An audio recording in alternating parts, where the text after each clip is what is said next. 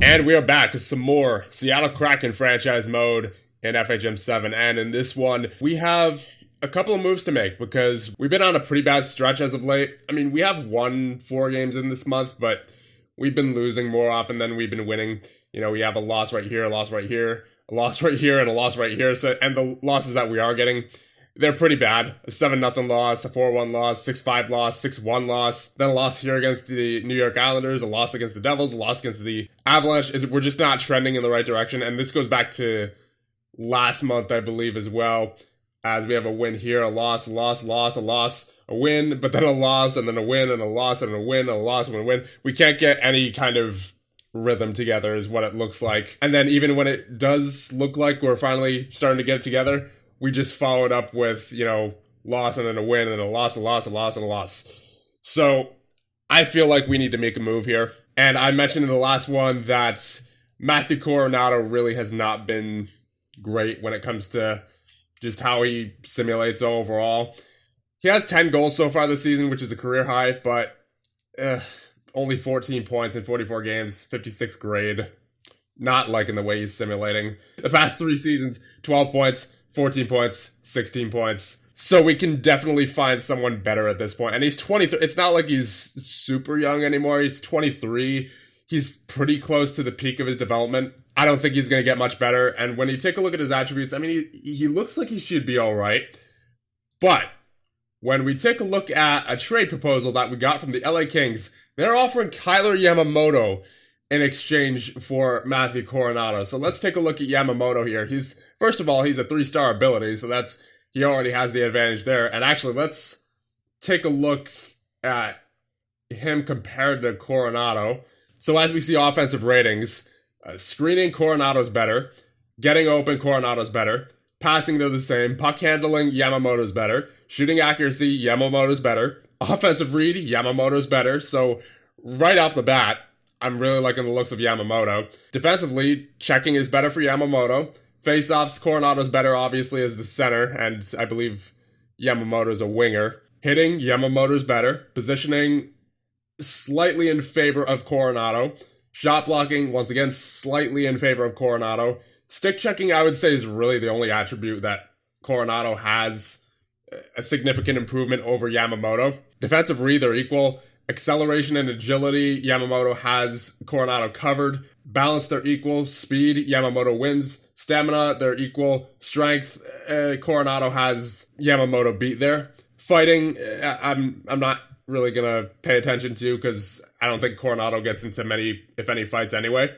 And obviously neither does Yamamoto. And mental ratings, bravery, Coronato has, for sure. But temperament, determination, team player, and even leadership, all in Yamamoto's favor. So overall, I really like Yamamoto much better than Coronato, just based off his individual attributes. But when we take a look at his career history, he actually has 31 points in 40 games this year. So, and keep in mind, this is what LA offered us. I didn't approach them with a trade for Yamamoto. They approached us. All I did was offer out Coronato to the rest of the league, and they approached us with Kailer Yamamoto, who looks to be having a really good season.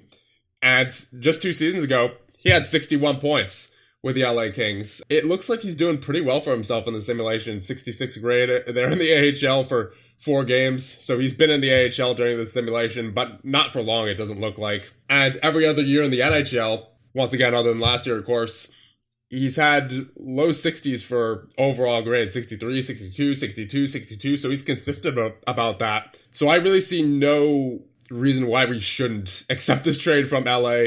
I mean, you have 2 offers here from Boston and San Jose. They're both offering 2nd-round picks. But Yamamoto, he would improve us a lot. So I think we are just going to accept this trade. Welcome to the Seattle Kraken, Kailer Yamamoto. So there we go. He is now on our roster.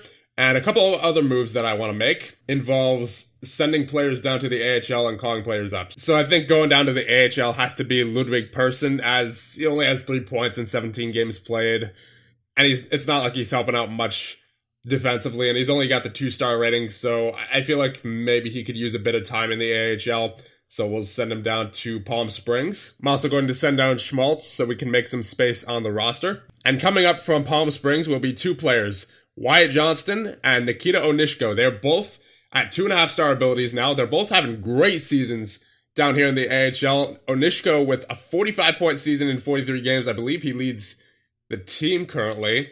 Or actually, no. It looks like Wyatt Johnston does with 48 points in 43 games. So they're both having some really good seasons here in the AHL. So I think they both deserve to be called up and just see if we can, get some going offensively. But it doesn't look like...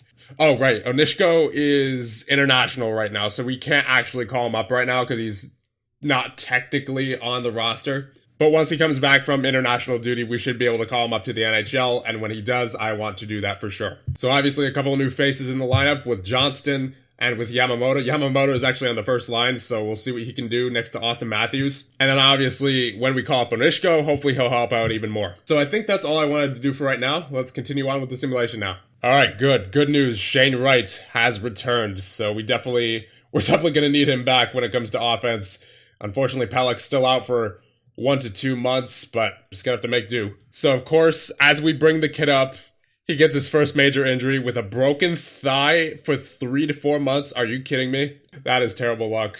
Okay, so now Onishko is ready to come up to the NHL. He actually, the international tournament ended a little while ago, but unfortunately, whatever national tournament it was, as soon as it ended, Onishko was put on the on the injured reserve list. So no point in calling him up when he's injured. So, but now that he is fully healthy and back on the roster, we will call him up to the NHL squad and see what he can do. There you go. Austin Matthews has scored 400 goals on his career just now with a goal against Calgary on January 25th. And we had a couple players in the All-Star game. Austin Matthews with a 3-goal performance and 2 assists, 5-point game and a 7-2 win.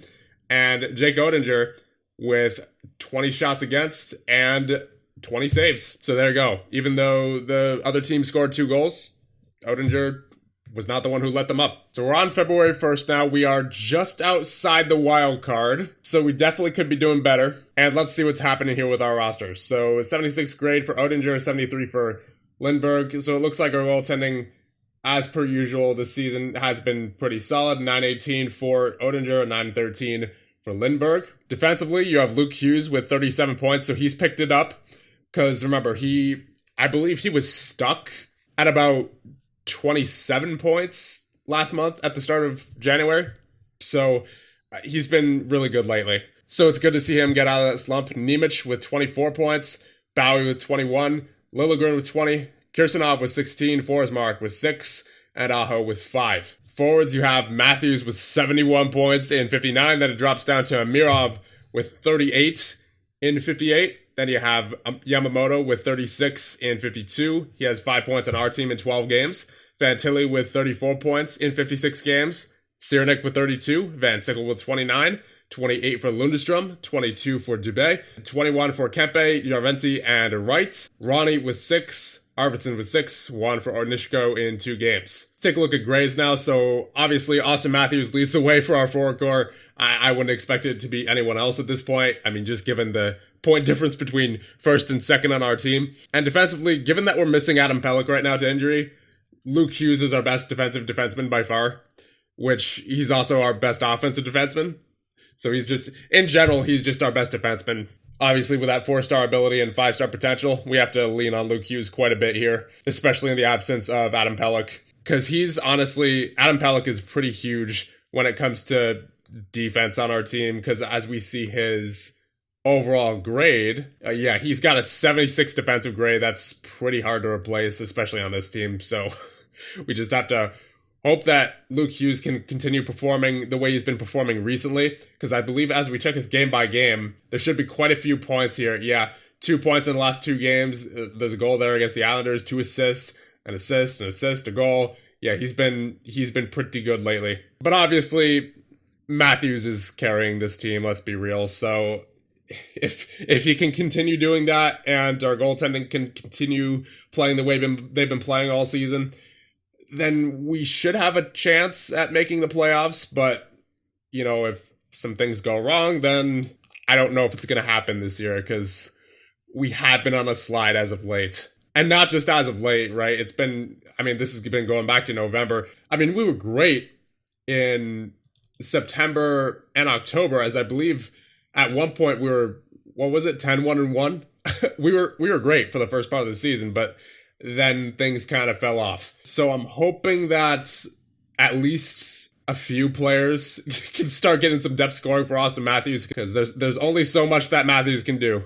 You know, I mean, he's trying his hardest, but even that is seemingly not enough. Depth scoring for this team is, for the most part, a mystery. So I don't want to go too crazy with the changes, especially since we have a lot of young players, a lot of ones that I don't want to give up on too early. So I think we're going to go up to the trade deadline. We'll see where we're at. And if we can make any trades, we will. But I'm not going to be forcing any trades, especially because we have exactly $60.2 million in salary cap, which is, in fact, the salary floor. So we don't, I would have to acquire some salary in return in order to make any significant trades. So I guess we'll see where the next month takes us, and once again, we'll reevaluate at the trade deadline. Yeah, so this is indeed an Olympic year, as we've had quite the significant break. We don't have a game until the 24th against Calgary, and Austin Matthews had a good game against Denmark. He had 4 goals and 3 assists for 7 points in 17:36 of ice time. So obviously, once the Olympics are done, we'll take a look at what happened in the Olympics. But other than that, we're going to make our way to the trade deadline. So the Olympics are complete, and in Group 1, Canada plays first.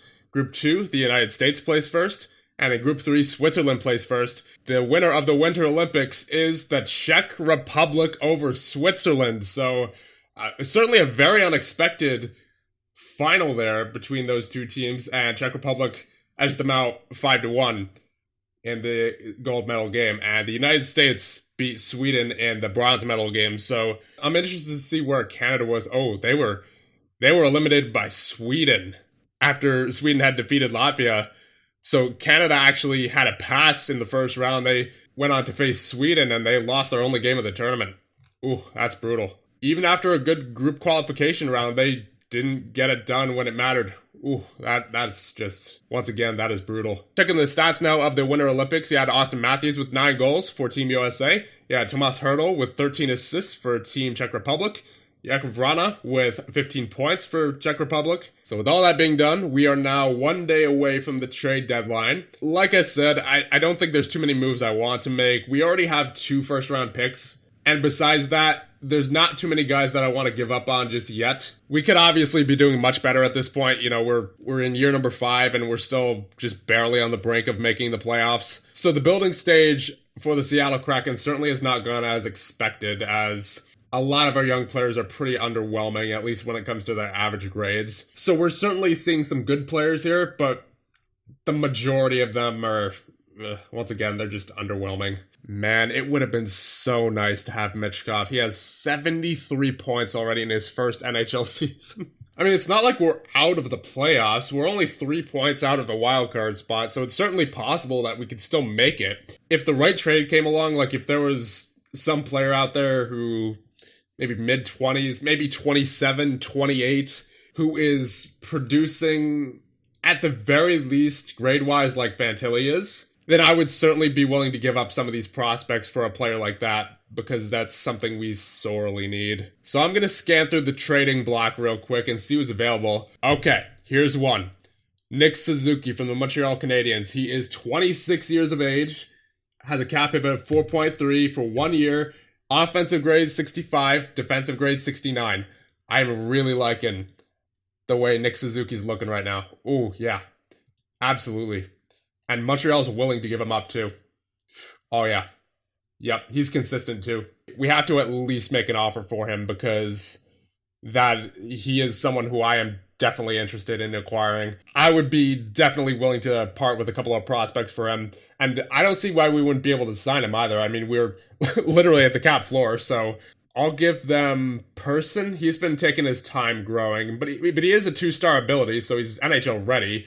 He just wasn't great for us this past season. Obviously, we're going to have to give them an NHL player of some kind, other than just Person. I think I would give them Robbie Järventie. He hasn't exactly been great this season. I mean, he's on track to equal his point total from last year, so I suppose that's good, but you know, his grade-wise, he hasn't been a good simulator. So I think, yeah, Ludwig Persson and Robbie Arventi for Nick Suzuki, they would accept that offer. So just another look at Suzuki here. 3.5-star ability, 3.5-star potential, 26 years of age.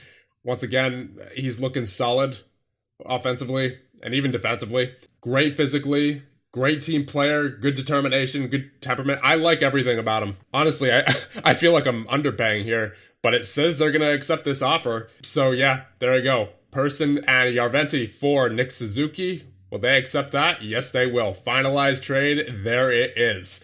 Seattle and Montreal complete a trade. Ludwig Persson and Robbie Yarventi go to the Canadiens in exchange for Nick Suzuki, who joins the Kraken. There you go. First major trade, I would say, of the GM mode, or at least one that involves us getting a really good player back in return. So welcome to the Seattle Kraken, Nick Suzuki. I mean, I'm not looking for average players here. I'm looking for players that can really make a difference, and Nick Suzuki was certainly one of them. As we take a look at his grades, 65 and 69, those are more along the lines of what I'm looking for.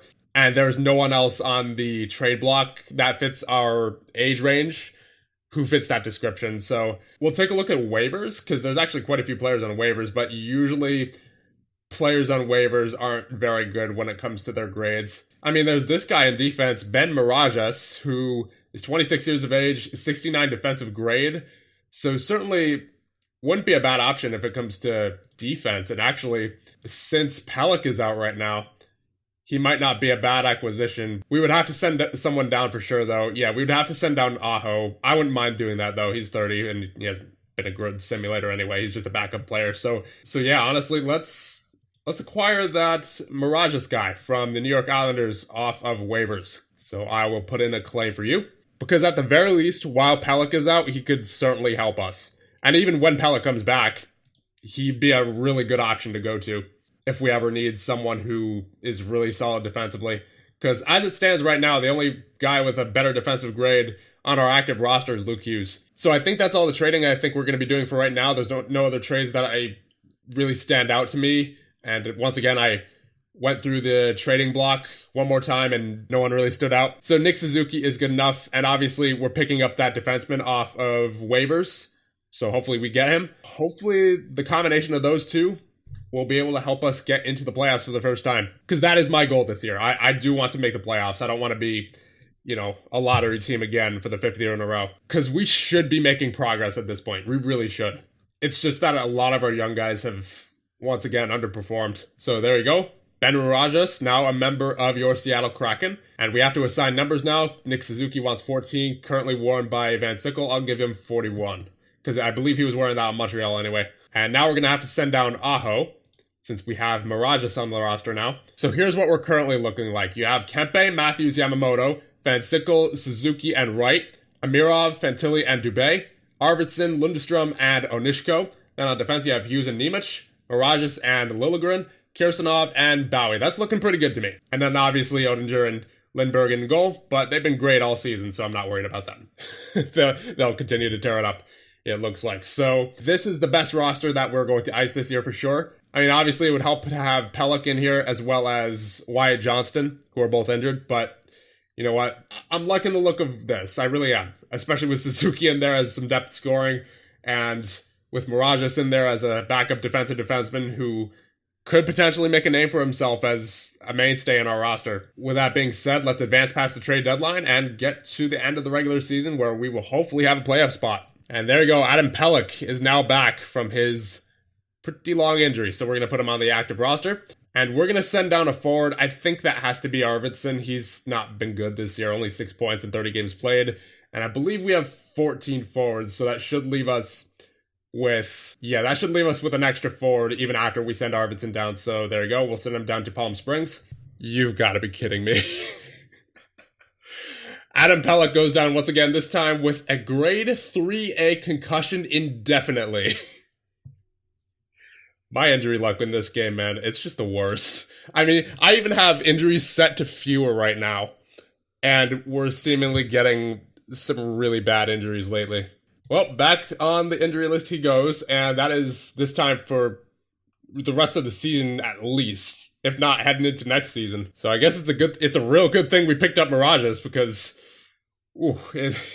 without without Pelech, our defensive core is honestly not very good defensively. It's okay. It's just not optimal. So it's a real good thing we picked up Mirages off of waivers. Okay, so we are on April 1st. The good news is that we are in the wild card, but just barely, barely above the LA Kings. So we really have to make a strong push in these final 4 games. And we have finished the regular season 44, 35, and 391 points. That means we have indeed clinched the playoffs for the first time in franchise history. We are the first wild card in the Western Conference. So we did have a pretty good end to the season there, and this should be a pretty good learning experience for our young guys. Austin Matthews with 93 points, 53 for Yamamoto. He had 22 points in 33 games with us, so he definitely was a good acquisition. Amirov with 51, Hughes with 48, 46 for Fantilli, 40 for Suzuki overall. Only 6 points in 19 games, definitely expected more out of him for sure as a 3.5-star talent. Van Sickle with 40, Cyranek with 38, Kempe with 34, Lundestrom with 34 as well, Liljegren with 34, 32 for Nemec, 30 for Wright in 59 games played. So if he played the full season, he might have had, let's say, 45, somewhere around there, which that's slightly less than what he had last season. So maybe injuries got in the way.